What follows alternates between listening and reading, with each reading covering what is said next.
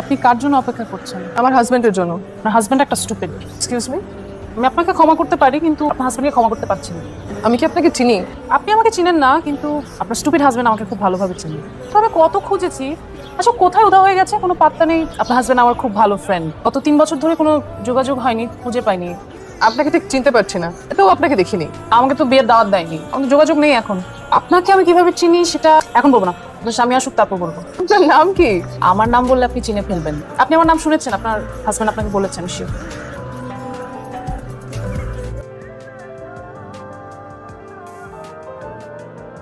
সারা রাত ওরা এক হলো না। ওরা কারা? চোখের পাতা দুটো একবারের জন্য বন্ধ হলো না। চিন্তা করো না, আমায় দেখার পর বন্ধ হয়ে যাবে। রওনা হয়েছো? তুমি? সাচ্ছি। মামা জলদি যান, ট্রেন ছেড়ে দিবে তো। মামা আপনি তো যাবেন লেগের পারে, ওখানে তো কোনো স্টেশন নাই। আছে রে মামা, আছে। ওখান থেকে একটা ট্রেনে উঠবো, সারা জীবনের জার্নি মিস করা যাবে না, তাড়াতাড়ি যান। তোমাকে নার্ভাস হলেও পাফ নেওয়া লাগে নাকি? অনলাইনে চ্যাটিং করে মনে হয় নাই তো এত নার্ভাস ছেলে তুমি। ও আই এম সরি। সরি কেন? ফুল কিনে আনতে ভুলে গেছি। অনেক প্রথম দেখাতে তুমি 19 মিনিট লেট। সরি। ওকে, আমিও চাইলে ফুল আনতে পারতাম, তোমার তাড়াহুড়ো দেখে আমিও আনতে ভুলে গেছি। দুই দশকের প্রেমিক প্রেমিকারা প্রথম দেখার দিন কি করতো জানো? গাছতলায় দেখা করতো। সে গাছের উপরে নিজেদের নামে প্রথম অক্ষর লিখতো, পাশে দুটো অক্ষর, মাঝখানে একটা প্লাস। তারপর কাঠুরে এসে যে গাছ কেটে নিয়ে যেত, তাদের ভালোবাসা হয়ে যেত ফার্নিচার। তুমি একটা খুঁতির মোনালিসা রিমি। বিষাদ, বিষাদ। খাব্য করছি না, সত্যি বললাম। সে ভ্রুমি তোমার আছে। এই জন্যই না তোমার কখনো প্রেম হয় নাই। প্রেমিকারে কি কথা শুনতে ভালোবাসে? কখনো কখনো। তাহলে তোমার কপালে দুঃখ আছে রিমি। কেন? কারণ আমি তোমাকে কখনোই মিথ্যা বলবো না। চলো। সবসময় তো তুমি আমাকে বাসায় পৌঁছে দাও, আজকে আমি তোমাকে বাসায় পৌঁছে দিই। পাগল হয়েছো? তোমার বাসায় পরে তোমাকে বকাঝকা করবে। সমস্যা নেই, বাবাকে বাসায় বলেছি আজকে ফিরতে আমার কুইক।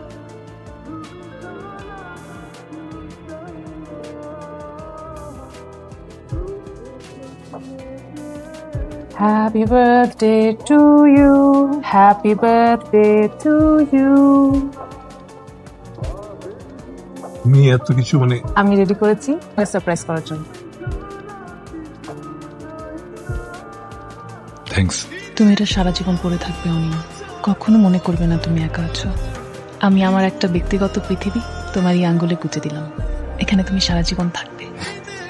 যদিও লজ্জা লাগছে, কিন্তু বলা উচিত। হ্যাঁ, আমি তোমায় ভালোবাসি। আমিও তো বাসি। একটু বাঁ দিকে সরে গেছে। থাকো, সবসময় সবকিছু পারফেক্ট হতে নাই। আগে তো কখনো এমন হয়নি। আগে তো কখনো তুমি আমার আগে আসো না, আজকে এসছো না। আজকে সবকিছু যখন ব্যতিক্রম হচ্ছে, একটু ব্যতিক্রম হোক। রিমি, তোমার যা বলার আমাকে বলো। তুমি ভেবো না আমি কষ্ট পাবো, কিংবা আমি মনে অনেক আঘাত পাবো। আমাদের প্রথম দেখার দিন হাইফেন দূরত্ব নিয়ে তুমি বলেছিলে মনে হয় রিলেশনশিপে স্পেস থাকাটা জরুরি। তো এতটাও স্পেস থাকা জরুরি না অনেক, যে স্পেসে একজন আরেকজনকে হাত বাড়িয়ে খুঁজেই পাওয়া যায় না। তো আমি তো সবসময় তোমাকে খুঁজে পেয়েছি। আমি পাইনি। গত 3 বছরে তুমি আমার থেকে কতবার দূরত্ব নিয়েছো জানো? 6 বার। তোমার যখন প্রয়োজন হয়েছে তুমি সবসময় আমাকে পাশে পেয়েছো, আমার যখন প্রয়োজন হয়েছে ভেবে দেখেছো তুমি আমার পাশে ছিলে কিনা? কাছে থাকার জন্য সবসময় যে সশরীরে পাশে থাকতে হবে তা তো না। মানুষ তো হাতের আঙুলও থেকে যায়, যেমন তুমি আছো আমার আঙ্গুলে লেগে। গত 3 বছরের সম্পর্কে আমি কি তোমার বিরুদ্ধে কখনো কোনো অভিযোগ করেছি? না। মধ্যে আমার একবার প্রচন্ড জ্বর হলো, 103 ডিগ্রি। আমি হুঁশ হারিয়ে সারা রাত শুধু তোমার নাম বলতে থাকলাম।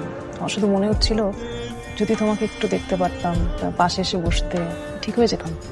সেটা তো সম্ভব হয়নি, তুমি তো যোগাযোগ বন্ধ করে বসেছি। আমার যে কি হয় আমি জানি না, কিন্তু মাঝে মাঝে আমার দূরে সরে যেতে ইচ্ছা হয় সবকিছু থেকে। এখানে কোথাও কেউ থাকবে না, এমনকি তুমিও না। অথচ আমি তোমাকে প্রচন্ড ভালোবাসি। আমি জানি, এই জন্যই তো তোমার বিরুদ্ধে আমার কোনো অভিযোগ নেই। তুমি তোমার দেওয়া সব কথা সবসময় রেখেছো।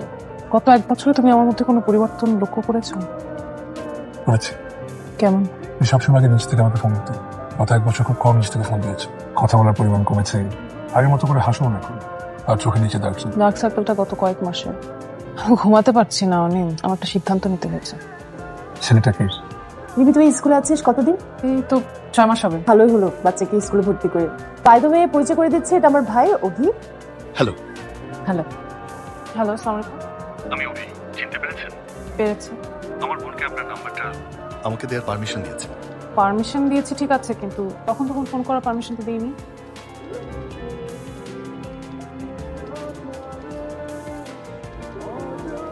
ভেবেছিলাম আপনি আজকেও না করবেন। আমি কি হ্যাঁ বলে কোনো অপরাধ করে ফেললাম নাকি? অবশ্যই না।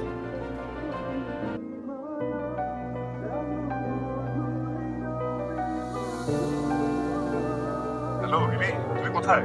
আমি বাসায়, মেহমান আসছে তো একটু ঝামেলার মধ্যে দিয়ে যাচ্ছি। আমি আরো ভাবলাম দেখা করি, তাই আরো তোমার স্কুলের সামনে আসছিলাম।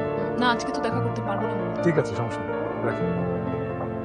সম্পর্কে নিরীহ মিথ্যে বলা যায় না। অনিম কিছু মনে করতো না সত্যি বললে। ও ওরকম ছেলেই না। কেন যেন আমার সত্য বলতে ইচ্ছা করলো না।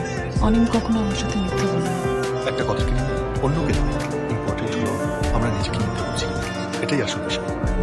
অনিম আপনার সাথে অনেস্ট, কিন্তু সে তো নিজের সাথে honest। ভালোবাসা ভীষণ ন্যাচারাল, জোর জবরদস্তি করে ভালোবাসা হয় না।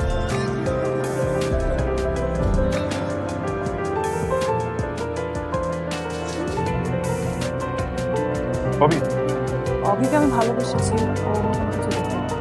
আমি তোমাকে আর ভালোবাসতে পারছি না। এমন না যে আমি তোমাকে ঘৃণা করি, অপছন্দ করি। আমি শুধু তোমাকে আর আগের মতো ভালোবাসতে পারছি না। আরে তুমি তো মনে হচ্ছে এখন আমার বিক্রি করছো। মনে হচ্ছে আমি কোনো বাংলা সিনেমার ভিড়ে জোর করে ধরে নিয়ে আসছি। আরে আমরা তো টিপিক্যাল প্রেম প্রেমিকা নাকি যারা বিচ্ছেদের সময় ঝগড়াঝাটি করবো, মারামারি করবো, খুব চাপে না করে। আরে আমরা হাসি মুখে বিদায় করবো, যাতে বহু বছর পরেও যদি আমাদের কখনো দেখা হয়, সবচেয়ে সুন্দর মুহূর্তগুলো আমাদের সবার আগে মনে থাকে। তো এটা কি ফেরত নেবে? মাত্র না বললে আমার টিপিক্যাল প্রেমিকা না। পরে যদি আবার খোটা টোটা মারো। আমার কোটা থেকে বইয়ে গেছে। আমি তো ফকির, তুমি তো আমার কেমন লাগে?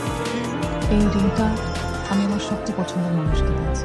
তোমাকে তো আমি অপছন্দ করি না। তুমি এই রিংটা তোমার সবচেয়ে প্রিয় মানুষকে দিয়েছি। তো এখন তো আসতে হয়। ভালো থেকো অনিম। তুমিও।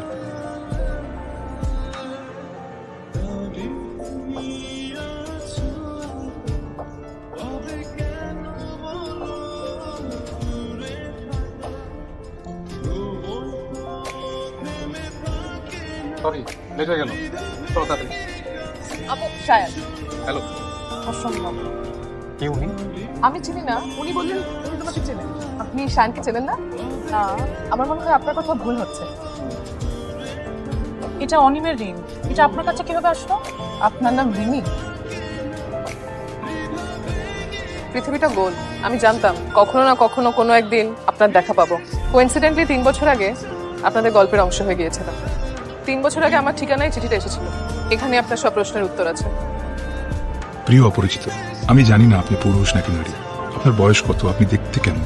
আমি শুধু আপনার ঠিকানাটা জানি। আপনি যখন এই চিঠি পড়বেন তখন আমি বেঁচে নেই। 1 মাস হলো আমার বিচ্ছেদ হয়েছে। কুচকাবেন না। প্রেম ভালোবাসার জন্য মরে যাওয়া ঠিক না, জীবন মূল্যবান। তুচ্ছ কারণে মরে যাওয়া একদম ঠিক না, সব আমি জানি। আমি রিমিকে ভালোবাসি। আমাদের খুব সুন্দর একটা বিচ্ছেদ হয়েছে, বুঝলেন? আমার কি মনে হয় জানেন, ভালোবাসা হলো ন্যাচারাল।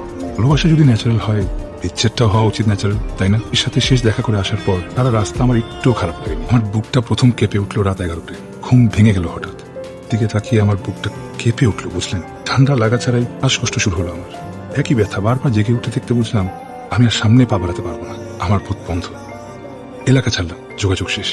আমি মারা যাবো আজ। মৃত্যু হবে খুব স্বাভাবিক একটা প্রক্রিয়া। আমি গলায় দড়ি দিচ্ছি না, বিষ খাচ্ছি না, ছাদ থেকে লাফ দিচ্ছি না। আমার ঠান্ডা লাগলে শ্বাসকষ্ট হয়, এত বেশি কষ্ট হয় যে ইনহেলার নেওয়ার প্রয়োজন পড়ে। এবং আমি ঠিক করেছি এই শীতের রাতে আজ ছাদে উঠবো এবং উঠে সবার আগে ইনহেলারগুলো ফেলে দেবো। আজ ঠান্ডা পড়ার সম্ভাবনা সবচেয়ে বেশি।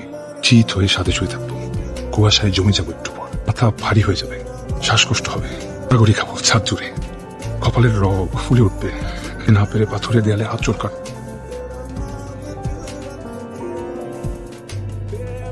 আমি একটা র্যান্ডম ঠিকানায় চিঠি পাঠাবো, চিঠির সাথে থাকবে একটা রিং। এই রিং আমার উপহার দিয়েছিল রিমি। বলেছিল এটা একটা এলিমেন্টাল সিম্বল, যার অর্থ পৃথিবী। আমার একটা পৃথিবী উপহার দিয়েছিল রিমি, আমার নাম খোদাই করা একটা পৃথিবী। আমি মরে যাবো জন্য একটা আবদার রাখছি আপনার কাছে, আমার শেষ ইচ্ছা বলতে পারেন। এমন সুন্দর একটা পৃথিবী, আমি কোনোদিন এখানে ছিলাম, এটা কেউ মনে রাখবে না, কোনো চিহ্ন থাকবে না আমার, তাই রিংটা পাঠালাম। এই রিংটা ছাড়া আমার একান্ত কোনো পৃথিবী নেই। আপনি যেই হন না কেন, আমার এই রিংটা সবসময় পরবেন, খুলবেন না কোনোদিন। আমি আপনার কাছে আবদার করছি। রিমিকে পাঠালেও পারতাম, কিন্তু অভির সাথে চমৎকার একটা সংসার হবে, কি দরকার গলায় কাটা হয়ে থাকার। তাই আপনাকে পাঠালাম। আপনি যতদিন বেঁচে থাকবেন তার কোনো একটা আঙুলে আমায় একটু বাঁচিয়ে রাখবেন প্লিজ। এটা পড়ে থাকবেন আমার স্মৃতিস্মারক হিসেবে। আপনি রিংটা আমাকে দিবেন প্লিজ? না, প্লিজ আমি একবার পরে আপনাকে খুলে দিয়ে দিব। না, প্লিজ। এই রিং সে কাউকে দেয় না। আমাদের বিয়ে হচ্ছে 4 বছর। এই 4 বছর আমি ওর কাছে 101টা আবদার করেছি। ও আমার কাছে কয়টা আবদার করেছে জানেন? মাত্র একটা। এই রিংটা সুস্মিতা সবসময় আঙুলে পরে থাকতে চায়। আর আমি সুস্মিতাকে খুব ভালো করে চিনি। সেই রিং আপনাকে দেবে না। আমি ওর হয়ে ক্ষমা চাইছি। ক্ষমা করবেন প্লিজ।